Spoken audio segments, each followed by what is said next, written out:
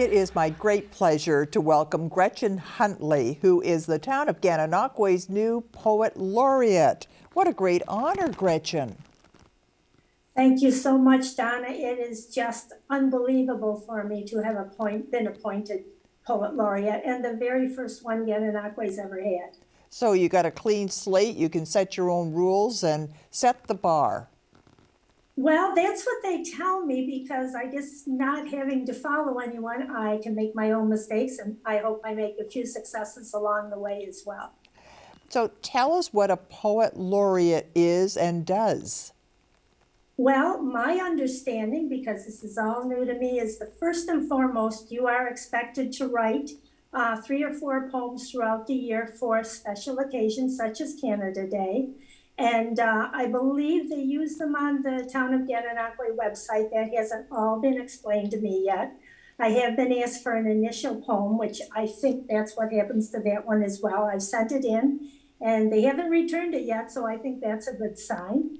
And other than that, I think a lot of it is going to be left to me, that I can move in a direction that I'm comfortable with as far as bringing more poetry into the town. And for me, it's going to be different because I write in rhyme, and also my subjects are very, very down to earth, and I'm hoping that's going to be well received. Well, I imagine it is. You reflect, well, as you always say, you write from the heart. And it's how you feel about things that are going on. And so if something happened in Gananoque that was really, newsworthy, top of the fold, as they say in newspapers, would you write something about that? That is my sincere hope, is that there will be things coming up in the town that I'll be able to write a poem and either present it or give it to the persons that is involved with that particular thing, and whatever's going on, and just hopefully do it from a down-to-earth perspective, from the heart, emotionally, because there are so many people that are going to talk from it history-wise and politically, perhaps. So for me, it's going to be the down-to-earth subjects. It's a little bit more, for me, it'll be the meat and potatoes side, the family connections. I'm kind of hoping. And I'm hoping maybe I can get children in some way a little bit more involved, because rhyme is such a fun way for children. And are children naturally good at this sort of thing, or do they have to, I wouldn't know how to begin, so I'm not sure even how one writes in rhyme, how you go about doing this, and you just sit down and write it straight out. I don't know how you do that, but do children have a natural gift for this sort of thing? I can't say that for sure, but I can say the little guy that's moved in across the road, his name is Sal. I absolutely adore him. And he rhymes, and he's going to be 5. And I said something to him, and he immediately came back with a rhyme for me. So he's so bright. And I think that that's really encouraged me to think that maybe there's something I can do with little ones, very simple, my dog has a hat. So does the cat, just simple little things, but it would be really fun to get children involved at a very young age. And that's one of the things that I think I would like to do if that is available to me. That's a great idea. So the local library could probably step in there and you could become part of their program. What a great idea. Well, as they tell me, it's a clean slate, so I guess I won't know unless I try. And at my age, you kind of want to try to do a few things you haven't done before, because I haven't got another 50 years that I'm aware of. But you've lived in Gananoque for over 50 years. You weren't born there, but you moved there and have lived there for, 50, 60 years? I moved here in 1958. So your good many. guess is probably better than mine. Right, but yeah. So tell me how you got into writing, and especially rhyme. How did that all come about? Rhyme is the only way I've ever comfortably written when it came to poetry of any kind. And really, it took off mostly when my son was sick.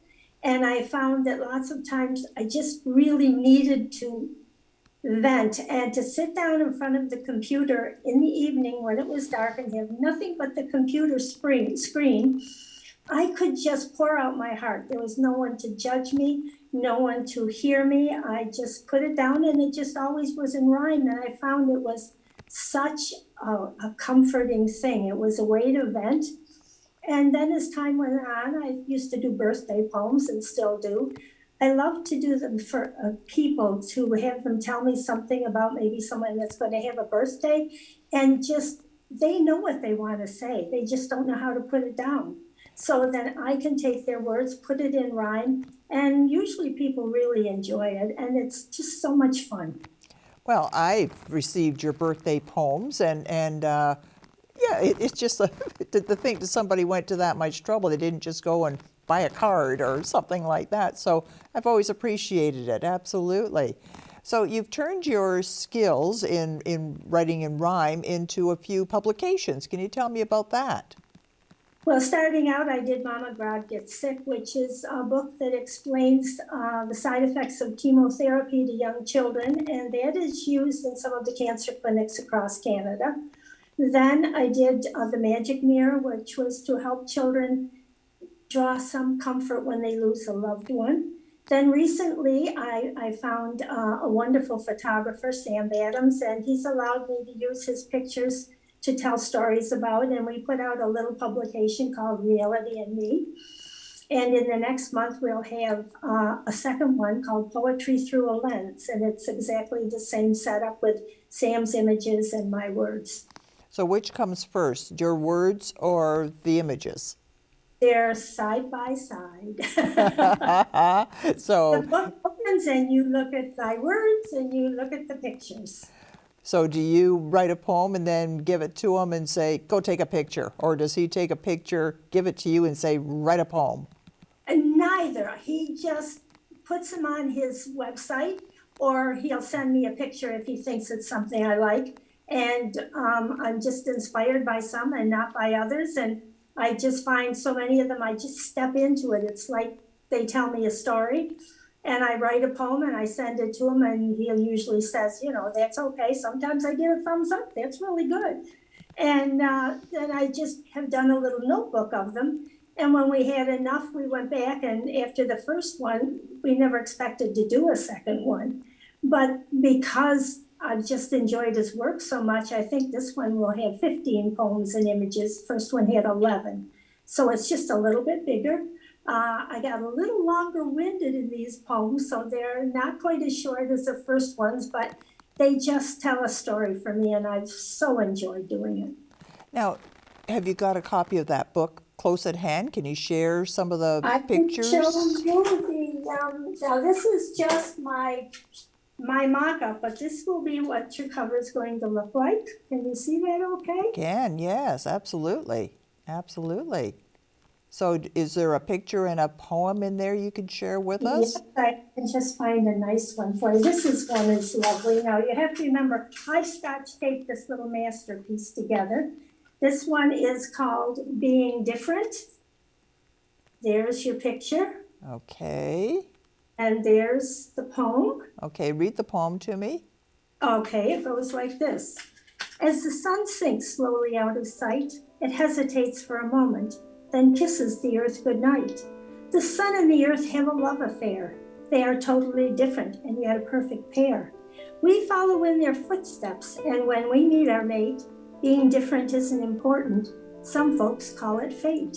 There is a lesson to be learned from this most unlikely pair. Don't try to change the one you love if you truly care. The secret is in true acceptance, and with it real love grows. It's like overlooking the thorn so you can touch the beautiful rose. So remember, when you see the sun, kiss the earth goodnight. It's nature's way of telling you being different is all right. And on that note, thank you so much for being with us today. Thank you so much for having me.